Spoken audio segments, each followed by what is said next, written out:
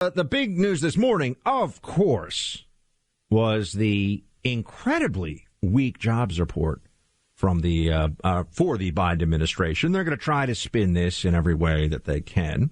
They're saying, oh, it's just a function of, well, as you know, it's COVID. It's always about COVID. Whenever something goes wrong, that's going to be the go-to.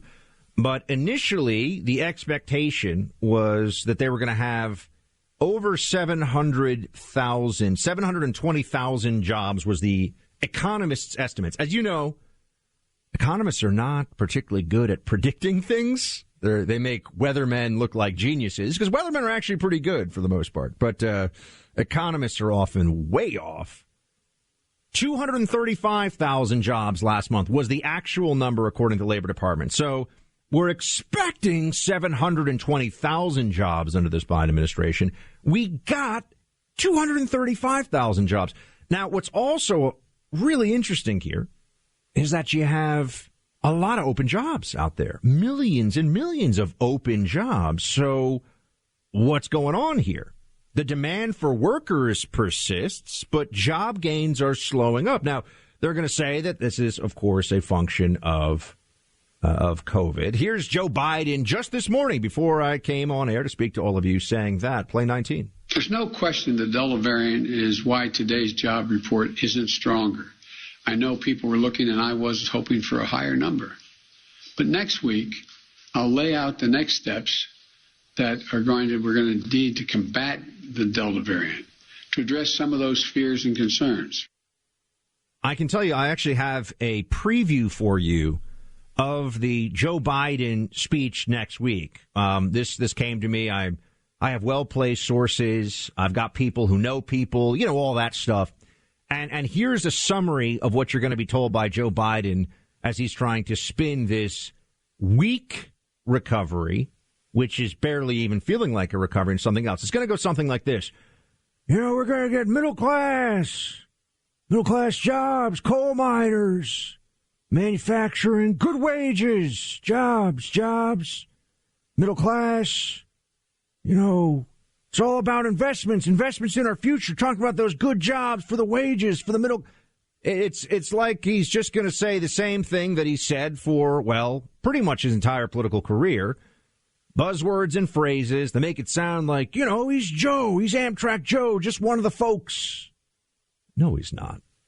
Joe Biden lives in, what, a $3-4 million mansion in Delaware? This guy's been the senator from Delaware, the vice president for 8 years, and now the president of the United States. When was the last time you think Joe Biden had to go buy his own groceries or drive a car? But, oh, yeah, here I am. I'm going to look at you, and I'm going to use phrase folks. I'm going to say folks a lot. So you feel like I'm connected to you. You feel like I'm not a front for a bunch of socialists, a bunch of people who actually don't share your values at all, who run the Democrat Party. But I'm here to say jobs, middle class, hard-working, hard-paying jobs. You know, he starts, you know that Joe Biden's pushing when he starts dropping his G's off of these. You know, hard-working, good-paying. You know, and he's from Delaware. He's not from the heartland or the South. He's from Delaware, but he kind of gets this tone. You know, he's kind of got an almost twang, but it's not quite there because he's just connecting, man. He's just, you know, he's Joe. You say to yourself, I'd rather you just be good at your job, Biden. How about that? I'd rather you turn things around so that we didn't all have to sit here and say, what are you doing well?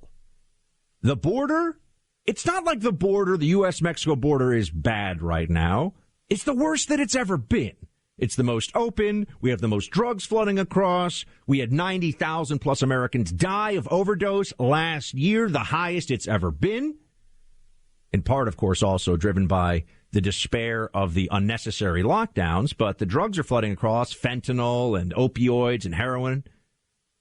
And also 200,000 a month illegal immigrants now. And yes, it is illegal. It is illegal to cross into America, despite what the libs think. They are the people doing this are breaking the law, enriching the cartels. But Biden doesn't care.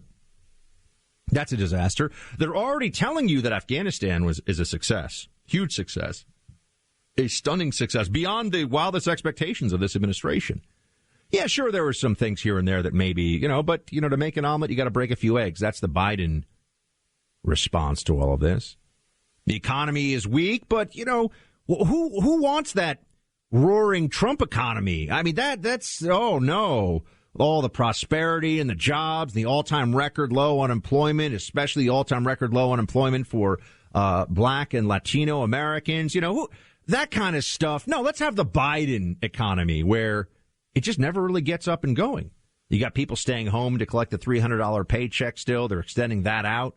You got the CDC acting like a tyrannical health policy DMV that can tell you that you're not allowed to collect rent on property that you own. Oh, yeah, it's all fat cats who are the landlords. Sometimes the landlord actually has less money than the tenant, but the Democrats feel like that redistribution of wealth benefits them, so they just seize your property. There's no due compensation for this. This is unfair. This is wrong, what they are doing. The CDC can tell you what you can and can't do with your private property by fiat. I mean, I know the Supreme Court, thankfully, has said no, but that the Democrats would even try that just shows how completely out of line and extra constitutional. I mean, we live now, thanks to Biden providing cover as the Trojan horse for Democrats, we live in an increasingly post-constitutional order that we're just supposed to accept for some reason. Oh, but the only thing that they're going to talk about for the Constitution in the days ahead has to do with the right to an abortion, which does not actually exist in the Constitution. The left is completely freaked out about that. We will get into the challenge there and what they're going to do. But, when Biden comes under criticism, whether it's Afghanistan or anything else, what does he do?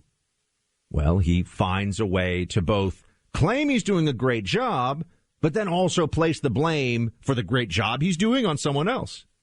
Look at how he did this with Afghanistan. Afghanistan was really well executed, except the bad parts, and that was Trump's fault. And anybody who was being honest looked at him and said, wait a second, how can that be? Wait, so only the good parts you get credit for. The bad parts are somebody else's fault? That seems a little bit too convenient to me. But, and then there's also the usual, what is the ultimate, when the economy's bad, the ultimate Democrat go-to? Because the Democrats are socialists. It's just a question of how socialist now. But what is the go-to maneuver? Oh, that's right.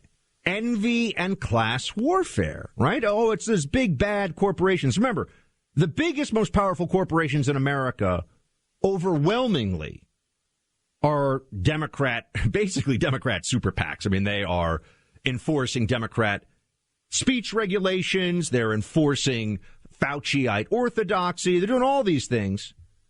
But that's what that's what we are supposed to take from this, that the corporations are the bad guys, even though the big corporations, Apple and Google and Uber and go down the list, complete Democrat monocultures politically. I mean, that's all that's allowed.